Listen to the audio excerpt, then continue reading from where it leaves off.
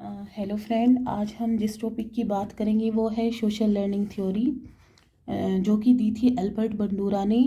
वो थे Canadian psychologist. Basically social learning theory में ये बताया गया है कि जो चिल्ड्रंस हैं या फिर एक पर्सन अपने बिहेवियर का most of the part observation से सीखता है। ठीक है, अगर सिंपल वर्ड्स में कहा जाए तो यहाँ पर एल्बर्ट बंडूरा ने बताया है कि चिल्ड्रंस ऑब्जर्वेशन के द्वारा ही अपने बिहेवियर का मोस्ट ऑफ द पार्ट सीख रहे होते हैं।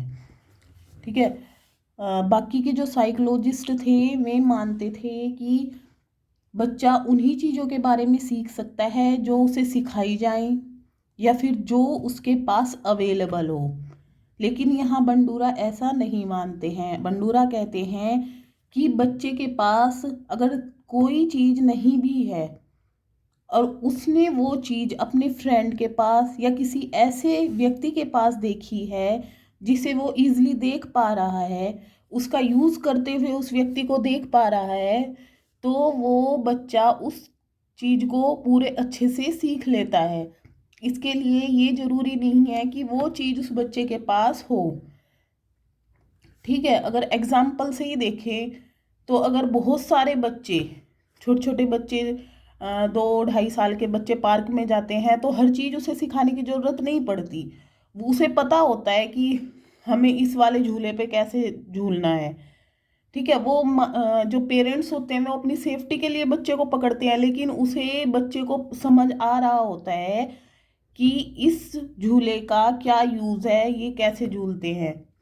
तो उसने उससे पहले वो चाहे यूज ना किया हो फिर भी उसे पता होता है। वो क्यों पता होता है? क्योंकि उसने उन्हें यूज करते हुए बाकी के बच्चों को देखा है। तो सिंपली बस अल्बर्ट बंडूरा यही बता रहे हैं। और इन्होंने एक एक्सपेरिमेंट किया था।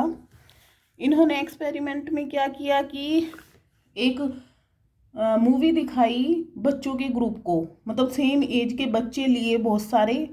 उन्हें एक मूवी दिखाई गई, 5 मिनट की मूवी थी। उस मूवी में दिखाया गया कि एक बंद कमरे में बहुत सारे टॉय हैं। एक बच्चा एंट्री करता है उस रूम में और वो एक बोबो डॉल रखी होती है वहाँ पे। उस बोबो डॉल को उठाता है और उसके साथ अग्रेसिव बिहेवियर करता है। अग्रेसिव बिहेवियर मतलब कि उसे मारता है, पीटता है, इधर फेंक रहा है, उधर फेंक रहा है, मतलब वो ऐसा बिहेवियर करता है उस बोबो डॉल के साथ।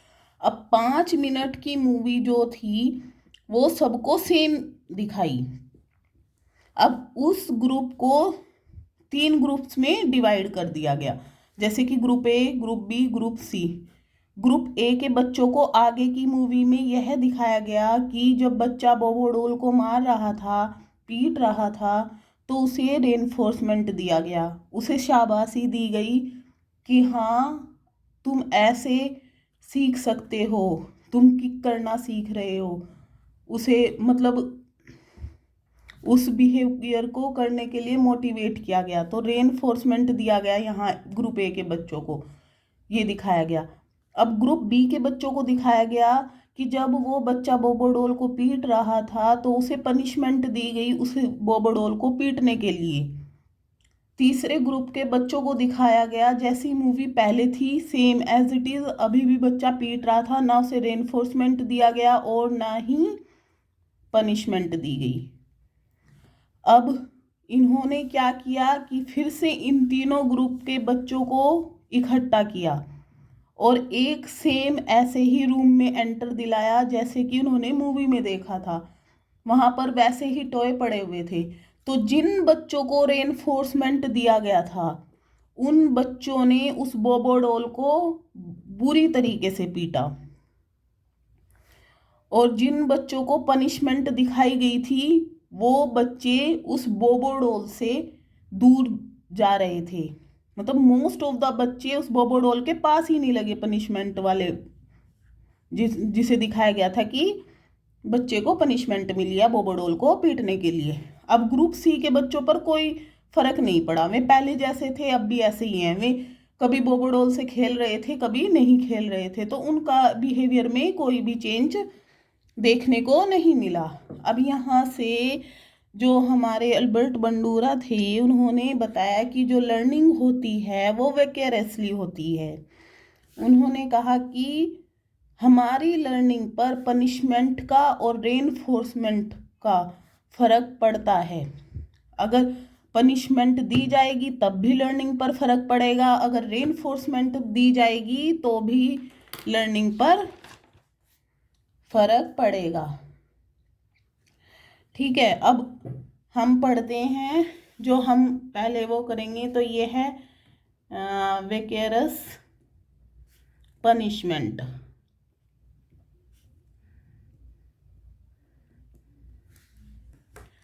अब अगर हम बच्चे को पनिशमेंट का एक बताना चाहें कि भाई पनिशमेंट दी जा रही है बच्चे को और वो सुधरे, तो इसका मतलब ये नहीं है कि सारे सारे बच्चे को पकड़ो और सभी बच्चों को पनिशमेंट दिया जाए। नहीं, आप एग्जाम्पल लेकर चल लो कि भाई एक क्लास है और क्लास में बहुत सारे शरारती बच्चे हैं। ठीक है, एकदम एक टीचर आती है और उन शरारती बच्चों में से किसी एक बच्चे को चुनती है और उसे डांटती है या फिर उसे एक दो थप्पड़ लगा देती है, तो इसका असर क्या होगा, बाकी की जो क्लास है वो बिल्कुल शांत बैठ जाएगी। तो यहाँ से विकेरियस पनिशमेंट का इफेक्ट देखने को मिला। अब सेकंड है vicarious reinforcement.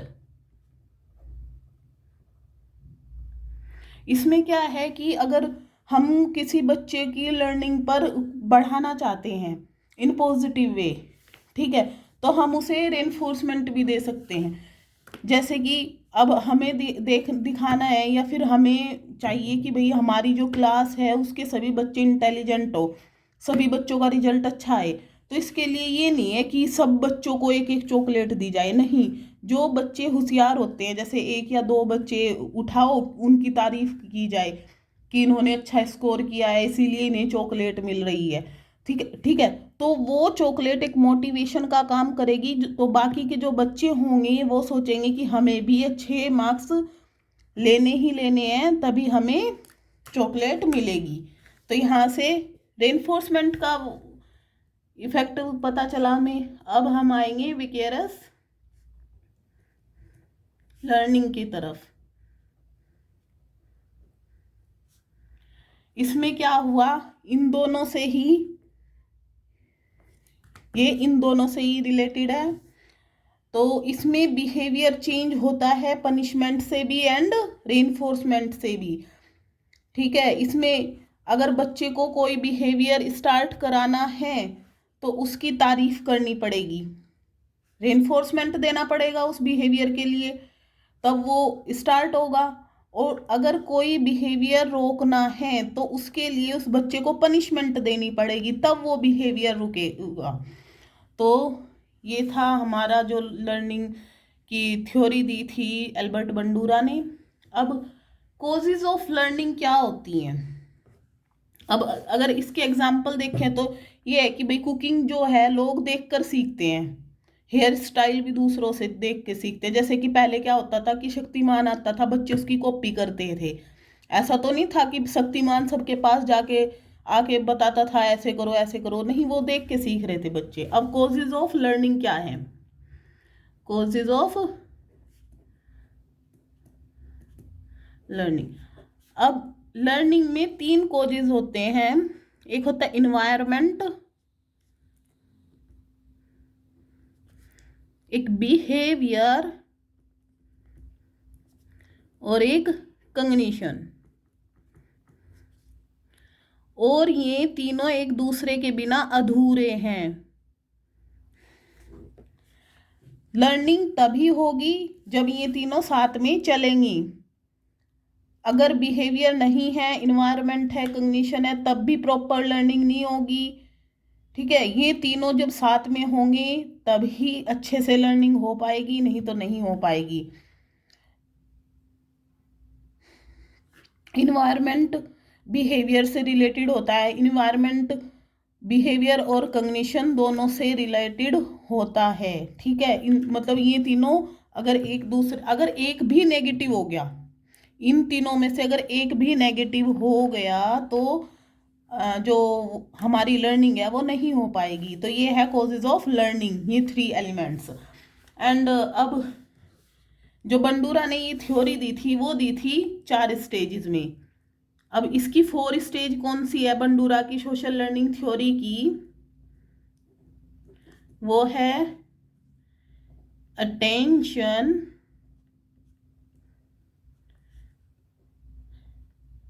Retention, reproduction and last motivation. इसमें क्या होता है, अटेंशन में बच्चा दूसरों को देखता है, ध्यान से देखेगा। रिटेंशन, वो उसे मन में दोहराएगा। फिर रिप्रोडक्शन, वो उस क्रिया को करने की कोशिश करेगा। मोटिवेशन, अगर उस क्रिया पर उसे कोई पनिशमेंट मिलेगा तो वो क्रिया वहीं रुक जाएगी, अगर मोटिवेशन मिलेगा तो वो बढ़ेगी। अब हम इसे एग्जाम्पल से समझ लेते हैं कि एक बच्चा है, बच्चे ने एक अंकल को देखा सिगरेट पीते हुए। एक अंकल था, वो सिगरेट पी रहा था, ये बच्चे ने देखा, ये अटेंशन हो गई। अब बच्चे के माइंड में वो सिगरेट चली, ये रिटेंशन होगी, उसने माइंड में वो किया कि हाँ भाई अंकल ऐसे ऐसे धुआं उड़ा रहे थे, तो ये रिटेंशन होगी। अब रिप्रोडक्शन में क्या हुआ कि जैसे ही अंकल ने अपनी बची हुई सिगरेट नीचे डाली, उसने वो सिगरेट उठाई और ऐसे अंकल की तरह ही रिएक्ट करने लगा। अब बच्चे की मम्मा ने देखा कि बच्चे ने नीचे से सिगरेट उठाई और ऐसे पीने लगा, तो मम्मी को गुस्सा आया, मम्मी ने बच्चे को डांटा या फिर लगाया, तो वो वहीं के वहीं रुक गई। अब ये आगे नहीं बढ़ेगी क्योंकि बच्चे को पता चल गया कि भाई ये क्रिया गलत है और ये बेकार काम है, तो मुझे नहीं करना है।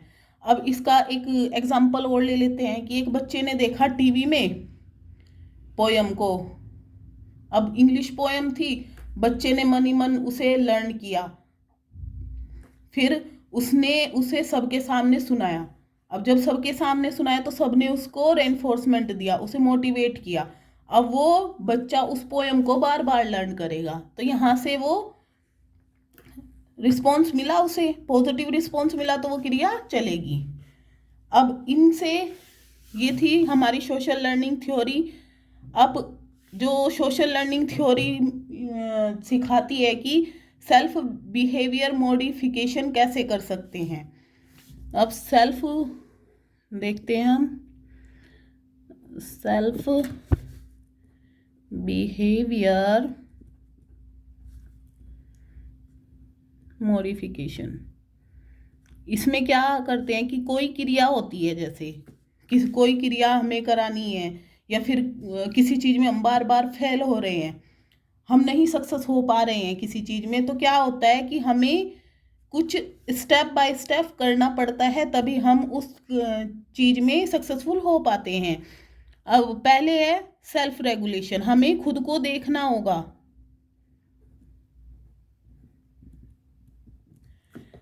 सेल्फ रेगुलेशन में क्या होगा कि हमें देखना होगा कि कैसे क्या चल रहा है।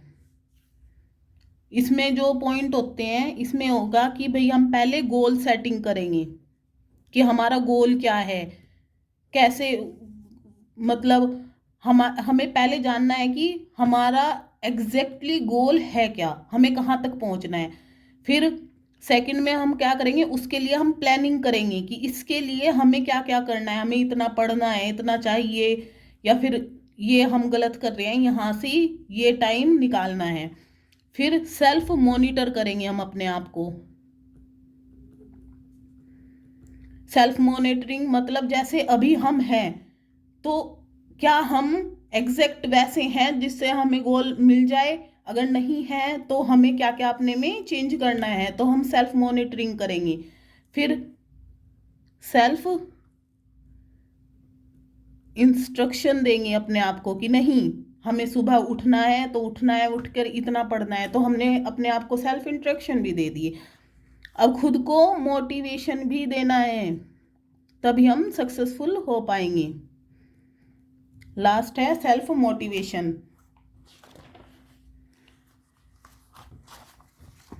किसी भी गोल को पाने के लिए खुद को मोटिवेट करते रहो जब तक कि गोल ना मिले। तो ये है सेल्फ रेगुलेशन के पॉइंट कि ये कैसे चलेगा। पहले गोल सेटिंग करनी पड़ेगी, उसके लिए प्लानिंग करनी पड़ेगी, सेल्फ मॉनिटरिंग करनी पड़ेगी, सेल्फ इंस्ट्रक्शन करना पड़ेगा, एंड लास्ट सेल्फ मोटिवेशन करना पड़ेगा। अब सेकंड क्या है, इसमें आता है सेल्फ बिहेवियर मॉडिफिकेशन में जो सेकंड है वो है सेल्फ एफिशिएंसी, कि आप अपनी एफिशिएंसी को कैसे इंक्रीज कर सकते हो और कैसे डिक्रीज कर सकते हो।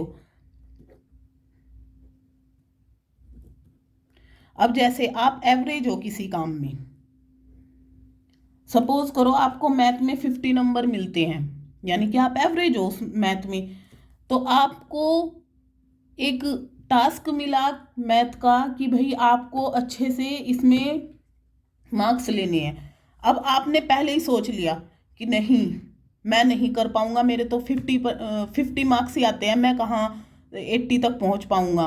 तो आप की एफिशिएंसी आपने लो कर दी, और जब आप ऐसा सोचते रहोगे तो आप उस 50 से भी नीचे आ जाओगे।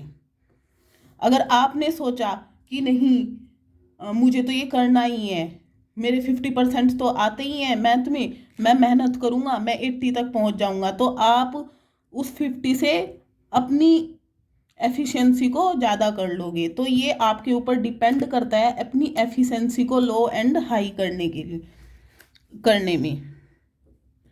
थर्ड है लर्न्ड हेल्पनेस।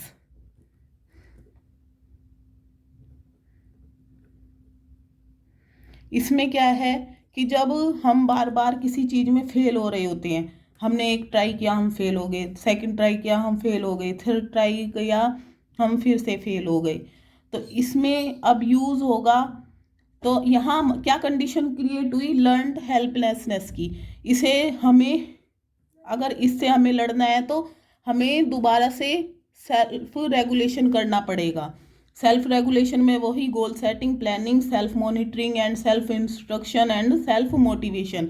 इसके बाद हमें अपना गोल मिलेगा।